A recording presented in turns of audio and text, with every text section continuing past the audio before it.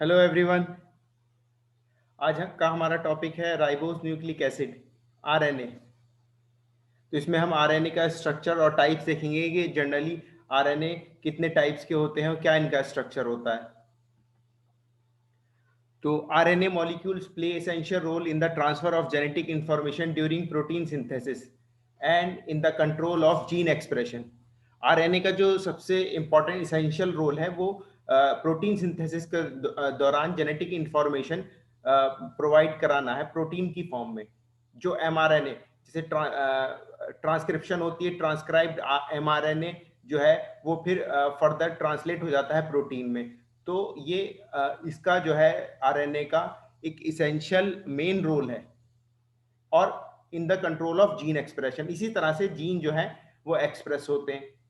The other function of RNA molecule includes the enzymatic activity of ribozyme की enzymatic activity and the storage of genetic information in RNA virus and viroids. जो viruses और viroids होते हैं उनमें genetic information store रहती है। जैसे हमें पता है कि बहुत से वायरसेस में जेनेटिक मटेरियल आरएनए होता है। तो आरएनए जो है जनरली हमारा, हम कह सकते हैं आरएनए में भी जेनेटिक और नॉन जेनेटिक, कैटेलिटिक भी होते हैं, नॉन कैटेलिटिक भी होते हैं, कोडिंग भी होते हैं, नॉन कोडिंग भी होते हैं। अब आते हैं हम thermodynamic stability of RNA structure. अब यहाँ पे हम थर्मोडायनेमिक्स स्टेबिलिटी की बात हो रही है। तो थर्मोडायनेमिक स्टेबिलिटी का क्या मतलब है? देखिए, दो चीजें होती हैं, एक होती है थर्मोडायनेमिक स्टेबिलिटी, एक होती है काइनेटिक स्टेबिलिटी। जब हम किसी भी आरएनए हो या प्रोटीन हो, कोई भी कॉम्प्लेक्स हो, जब हम किसी भी कॉम्प्लेक्स के स्ट्रक्चर की या फॉर्मेशन की बात करते हैं या उसके बेसिस पे जज करते हैं, स्ट्रक्चर के फॉर्मेशन किसी भी कॉम्प्लेक्स के फॉर्मेशन को हम जज जब करते हैं या जब वो स्ट्रक्चर फॉर्म हो रहा होता है, तब जो है थर्मोडायनेमिक स्टेबिलिटी की बात होती है। और जब हम उसी कॉम्प्लेक्स की रिएक्शन की फर्दर रिएक्शन की बात करते हैं तो काइनेटिक स्टेबिलिटी के बेसिस पे हम उसे जज करते हैं। जैसे फॉर एग्जांपल आप कोई भी इसमें रिएक्शन का एग्जांपल कोई भी ले सकते हैं कि जैसे A plus B equal to A B. तो A plus B equal to A B, तो यहां क्या हो रहा है? ए बी जो है वो फॉर्म हो रहा है।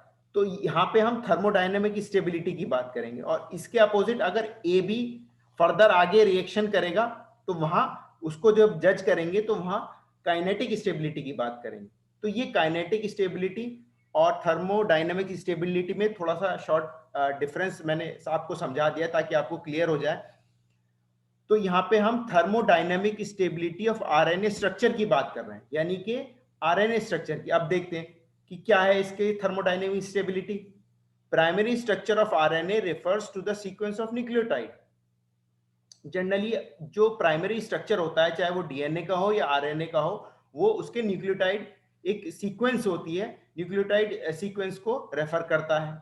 Secondary structure of RNA dominates by Watson Crick base pairing. और जो सेकेंडरी स्ट्रक्चर है आरएनए का, वो वाटसन क्रिक बेस पेयरिंग को फॉलो करता है। इसमें दो तरह की बेस पेयरिंग है।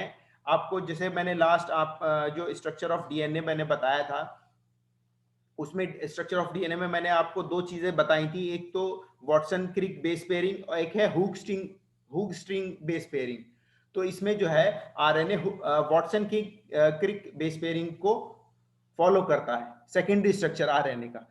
RNA secondary structure is more stable then tertiary structure. और आरएनए का जो सेकेंडरी स्ट्रक्चर होता है वो टर्शियरी स्ट्रक्चर से ज्यादा स्टेबल होता है। टर्शियरी स्ट्रक्चर कौन सा? जैसे ट्रांसफर आरएनए, तो उसमें ट्रांसफर आरएनए में हमें टर्शियरी स्ट्रक्चर देखने को मिलता है। RNA molecules adopt A form at physiological pH. Generally RNA जो है अपनी ए फॉर्म्स को अडॉप्ट करता है at physiological pH. Physiological pH क्या होता है? जो पीएच 7 होता है उसको हम फिजियोलॉजिकल पीएच बोलते हैं। जनरली जब हमारा बॉडी या सेल्स नॉर्मल कंडीशन में रहते हैं तो उस टाइम फिजियोलॉजिकल पीएच हमारा 7 रहता है, और उसी में ही नॉर्मल रिएक्शंस होती हैं। अगर एसिडिक हो जाएगा तो फिजियोलॉजी चेंज हो जाएगी, या बहुत ज़्यादा एल्केलाइन हो जाएगा तो इससे हमारे डीएनए और आरएनए के स्ट्रक्चर्स पे भी फर्क पड़ता है। At physiological pH, denaturation of double helical RNA require more temperature as compared to DNA with the comparable sequences.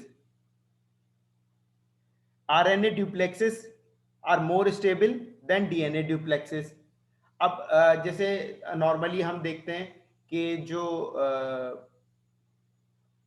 RNA होता है वो लेस स्टेबल होता है एज कंपेयर टू डीएनए, चाहे हम एमआरएनए की बात करें या सिंगल स्ट्रैंडेड आरएनए की बात करें। लेकिन जो आरएनए के ड्यूप्लेक्सेस होते हैं वो मोर स्टेबल होते हैं डीएनए के ड्यूप्लेक्सेस से। अब जनरली वैसे तो आपको यूकैरियोटिक और प्रोकैरियोटिक सेल्स में अब तक हंड्रेड्स ऑफ टाइप्स के आरएनए अब तक डिस्कवर हो चुके हैं, लेकिन इसमें जो जनरल टाइप्स के आरएनए है वो है mRNA, messenger RNA, tRNA, transfer RNA, rRNA, ribosomal RNA, snRNA, small nucleolar RNA, SNO, small nucleolar RNA, sorry snRNA, small nuclear RNA, और SNO, small nucleolar RNA, gRNA, guide RNA, tmRNA. ये tmRNA को इसलिए इसका नाम पड़ा क्योंकि ये कभी as a messenger RNA mRNA work करता है, कभी as a transfer RNA work करता है। तो इसके दोनों तरह के रोल्स होते हैं, इसलिए इसे टीएमआरएनए बोलते हैं। एसआईआरएनए और एमआईआरएनए, ये दोनों एमआरएनए जो है ये आपके स्मॉल साइलेंसिंग आरएनए के टाइप्स हैं एसएसआरएनए के। एसआईआरएनए जो है स्मॉल इंटरफेयरिंग आरएनए है, और एमआईआरएनए यानी कि माइक्रो आरएनए। इसके अलावा अदर टाइप्स ऑफ आरएनए होते हैं, टीआईआरएनए, एसएमआरएनए, कासी, टासी, तो ये इतने इंपॉर्टेंट नहीं है। अब messenger RNA, it carries the genetic information of DNA, ये जेनेटिक इंफॉर्मेशन कैरी करता है। Eukaryotic mRNA are monocistronic, single gene का होता है। प्रोकैरियोटिक एमआरएनए आर पॉलीसिस्ट्रोनिक, ये जो है इसमें सेवरल जीन्स होते हैं। मोनोसिस्ट्रोनिक और पॉलीसिस्ट्रोनिक में फर्क ये है कि जो मोनोसिस्ट्रोनिक यूनिट होती है, जब आपकी प्रोटीन सिंथेसिस होती है तो ये जो मोनोसिस्ट्रोनिक यूनिट है इसमें एक प्रोमोटर होता है, एक टर्मिनेटर होता है और एक जीन होता है। जबकि पॉलीसिस्ट्रोनिक में जो है सेवरल जीन्स होते हैं, एक प्रोमोटर होगा, टर्मिनेटर होगा, उसके साथ जो है बीच में आपके सेवरल जीन्स प्रेजेंट होंगे। प्रोकैरियोटिक तो prokaryotic mRNA are polycistronic. The mRNA is always longer than the coding region, mRNA जो है कोडिंग रीजन से लंबा होता है। The UTR untranslated region at 5 prime end call leader sequence, जो 5 प्राइम एंड पे जो यूटीआर रीजन अनट्रांसलेटेड रीजन जो होते हैं उसको लीडर सीक्वेंसेस बोलते हैं, और 3 प्राइम एंड पे जो है वो टेलर सीक्वेंसेस होते हैं। They vary greatly in size, they vary greatly in size and may be as 30 nucleotide long. ये साइज में वेरी कर सकते हैं बट जनरली 30 न्यूक्लियोटाइड के आसपास ये होते हैं। जैसे ये इसमें ये एक स्ट्रक्चर है टिपिकल प्रोटीन कोडिंग एमआरएनए का, इंक्लूडिंग द अनट्रांसलेटेड रीजन्स। तो इसमें आप देख रहे हैं ये 5 प्राइम कैपिंग है, ये जो है 5 प्राइम कैपिंग आपकी मेथिल गुआनिन कैप होता है, और ये इसके बाद ये 5 प्राइम अनट्रांसलेटेड रीजन है, कोडिंग सीक्वेंस है, फिर 3 प्राइम अनट्रांसलेटेड रीजन और पॉली ए टेल। अब यहाँ पे देखिए the mRNA also contain region that are not translated in eukaryotes, the 5 prime untranslated region and the 3 prime untranslated region contain a methyl guanine cap and a poly A tail। जैसे कि मैंने अभी वो दिखाया वही स्ट्रक्चर है। अब यहाँ पे एक शॉर्ट डिस्क्रिप्शन है प्रोटीन सिंथेसिस का। कि कैसे, देखिए DNA is transcribe into mRNA, mRNA में ट्रांसक्राइब होता है, फिर mRNA is translated into amino acid, amino mRNA जो है अमीनो एसिड में ट्रांसलेटेड हो जाता है। तो यहाँ हमारी प्रोटीन सिंथेसिस कंप्लीट हो जाती है। प्रोटीन सिंथेसिस का फर्स्ट पार्ट है ट्रांसक्रिप्शन, सेकंड पार्ट है translation. Each codon correspond to a one amino acid. और ये देखिए जो ईच कोडॉन है, एक कोडॉन में 3 न्यूक्लियोटाइड होते हैं और वो एक एक अमीनो एसिड को कोड करता है, जैसे GUA वैलिन को, UGC सिस्टीन को, AAG लाइसिन को, AGC सीरीन को, इसी तरह से CUU ल्यूसीन को। तो ये जनरली 3 न्यूक्लियोटाइड जो है एक अमीनो एसिड्स को कोड करते हैं। Amino acid form polypeptide chain, और यही अमीनो एसिड जो है पॉलीपेप्टाइड चेन बना लेते हैं, और वही पॉलीपेप्टाइड चेन जो है फोल्ड होकर डिफरेंट डिफरेंट प्रोटीन स्ट्रक्चर बनाती है। तो एक छोटा सा शॉर्ट डिस्क्रिप्शन था ताकि आपको क्लियर हो जाए कि एमआरएनए का क्या रोल रहता है।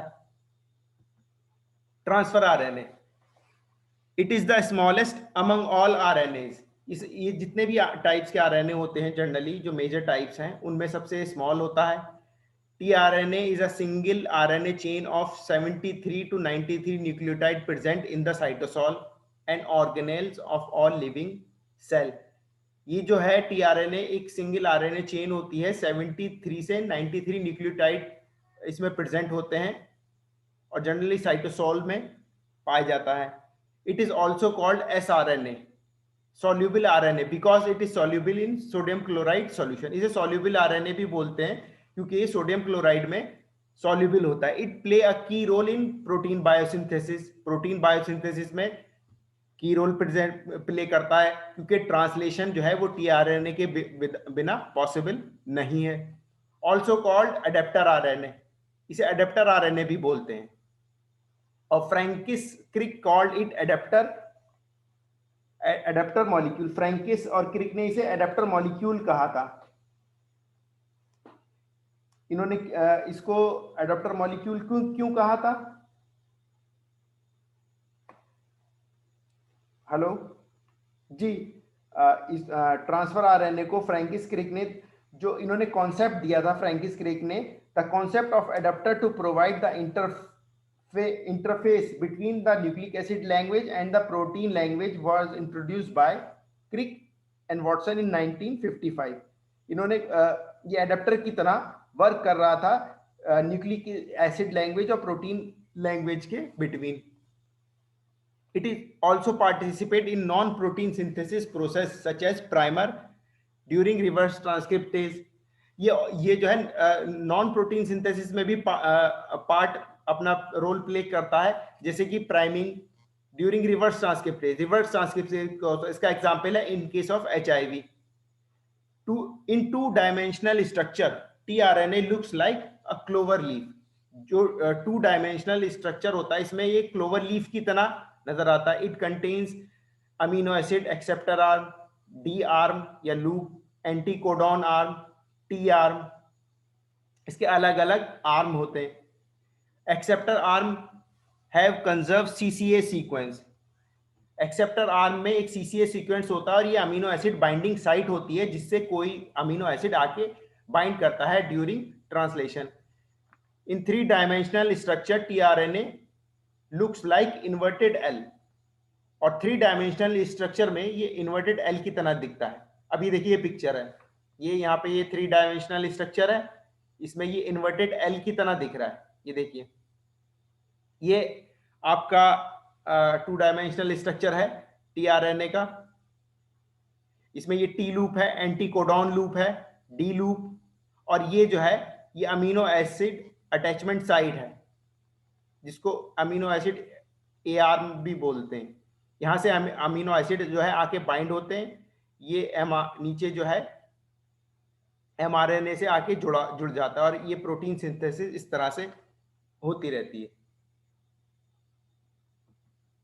Ribosomal RNA, rRNA, they are component of ribosome.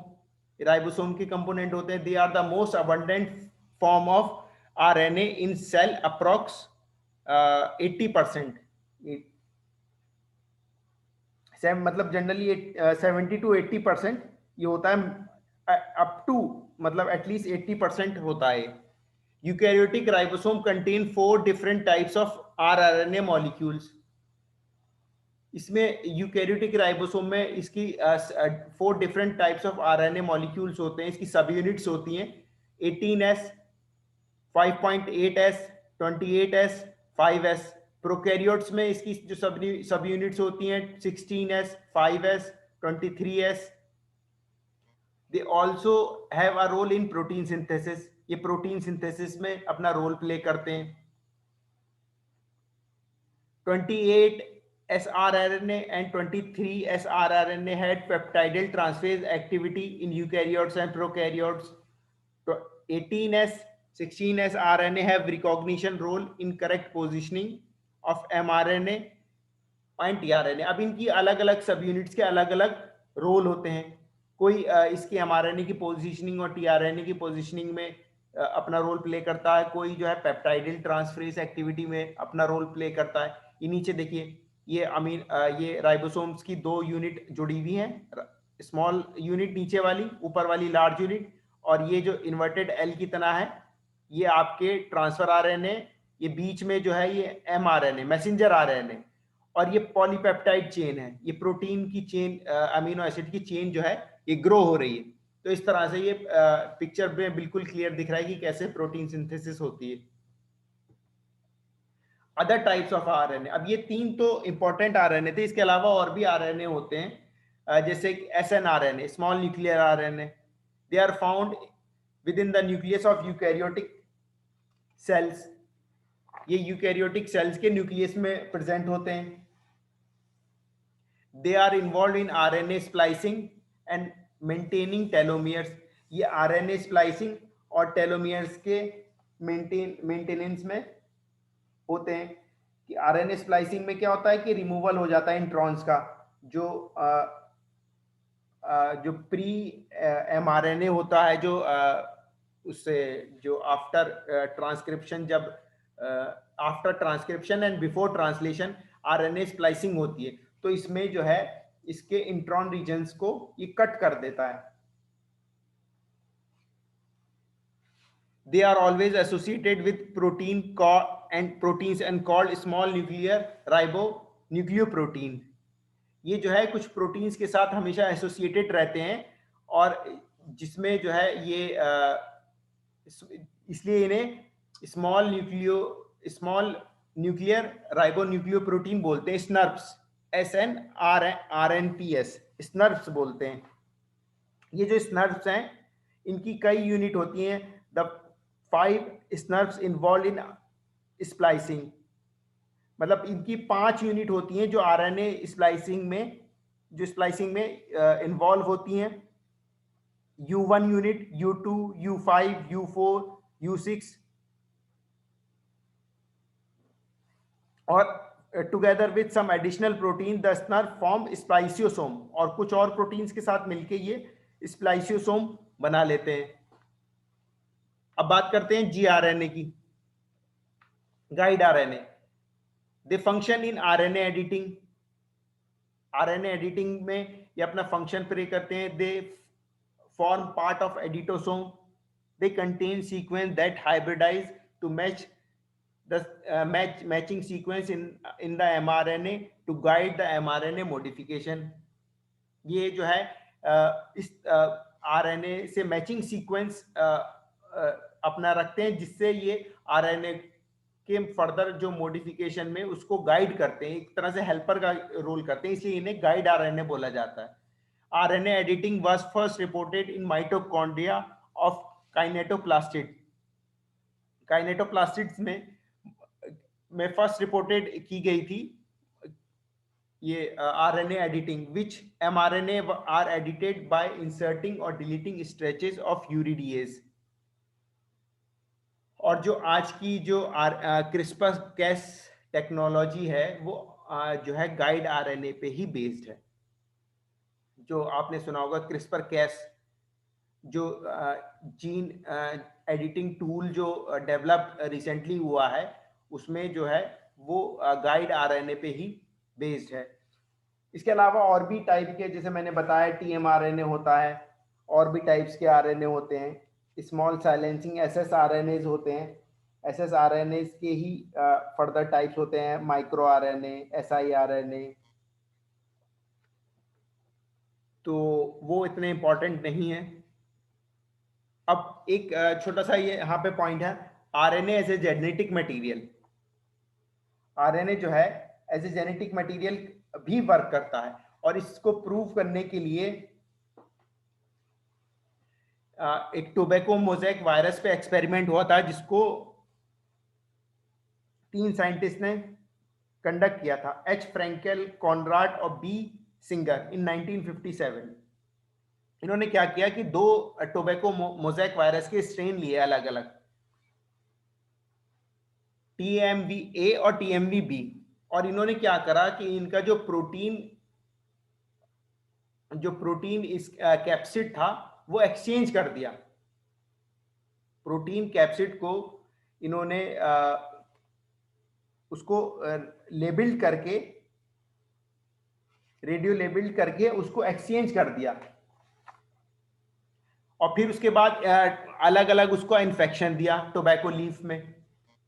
फिर जो प्रोजेनी जो आए, उसके अंदर जो जेनेटिक मटेरियल था वो सेम ही था। आरएनए मतलब जो आरएनए ए था वो उसमें जिसमें पाया गया जो टाइप ए प्रोजेनी था, और आरएनए बी जो है वो टाइप बी प्रोजेनी जिसका इन्फेक्शन दिया था वो पाया गया, जबकि उनके प्रोटीन उन्होंने एक्सचेंज कर दिए थे। तो इस तरह से उन्होंने कंक्लूड किया कि जो है प्रोटीन जो है वो जेनेटिक मटेरियल नहीं है, जो टोबैको मोज़ेक वायरस में आरएनए जो है वो जेनेटिक मटेरियल है।